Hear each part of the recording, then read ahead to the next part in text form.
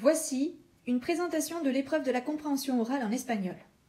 Celle-ci aura lieu début février. Donc autant vous dire que nous n'aurons pas de temps à perdre. Nous aurons l'obligation d'en faire plein durant le premier trimestre. Elles seront notées et feront partie intégrante de la moyenne.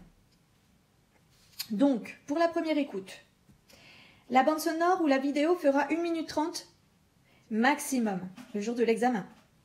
Aussi, comme toute première écoute, notre cerveau ne démarre pas en même temps que les premiers sons. C'est ainsi que la méthode qui va suivre a toute son importance. On partage sa feuille en 3 écoutes, comme sur le dessin ci-dessous. Ce premier découpage se fait à l'horizontale. Ensuite, à l'intérieur de chaque écoute, on découpe à la verticale en fonction de comment on ressent l'écoute.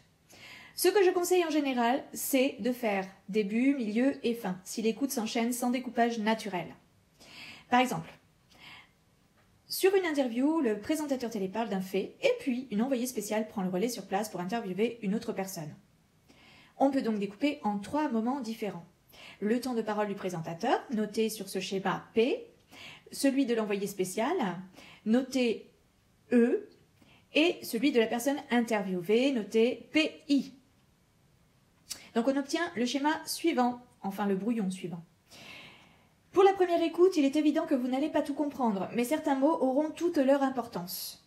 Alors il ne faudra surtout pas penser que vous allez vous en souvenir. Marquez-les et pensez à ceux que vous avez oublié de mettre pendant la minute de silence. Cette minute de silence, elle est essentielle, car votre cerveau travaille à retardement et certains mots passent d'une écoute inconsciente au conscient et la compréhension se dessine. Pour la troisième écoute, parfois c'est durant cette écoute qu'on commence à comprendre le puzzle des mots.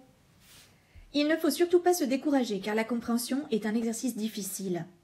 Il nous faut parfois attendre les dernières secondes de l'écoute pour que le sens de cette écoute se dessine dans notre conscience. De toute façon, vous avez 10 minutes pour faire un résumé de l'écoute en français. Par résumé, il faut comprendre que l'on vous demande de restituer tout ce qui a été dit et vu, s'il s'agit d'une vidéo, pour qu'une personne qui n'était pas présente puisse comprendre l'écoute qu'elle n'a pas entendue. C'est pour cela qu'il ne faut pas rajouter quoi que ce soit ou enjoliver l'écoute, enfin le résumé.